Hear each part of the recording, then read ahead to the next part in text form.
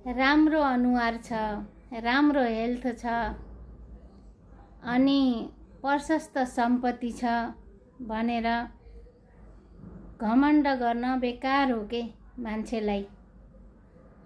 अब मान्छेले सम्पत्तिहरू यस्तो मुठी पारेर राख्न सक्छ, कति बेर राख्न सक्छ।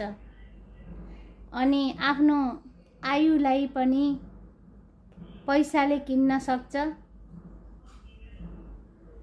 आफ्नो हेल्थलाई पनि पैसाले किन्न सक्छ। भन्नुस् त, जब हेल्थ बिग्रियो भने पैसा पनि सकिन्छ, मान्छे पनि सकिन्छ भने घमण्ड के को लागि?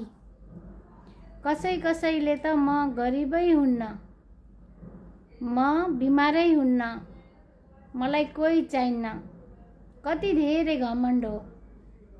मान्छेलाई एउटा रोग लाग्यो भने कति सम्पत्तिहरू छिनभरमा सकिन बेर लाग्दैन। मानिसको सबैभन्दा राम्रो भनेको राम्रो व्यवहार।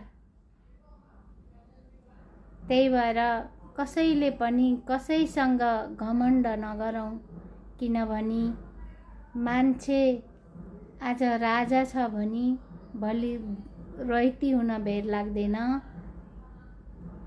केही निदो छैन समयको, कतिखेर कसलाई के पर्न सक्छ भनेर। त्यही भएर जसले घमण्ड गर्छ त्यो धेरै छिटो भुइँमा पनि झर्दछ।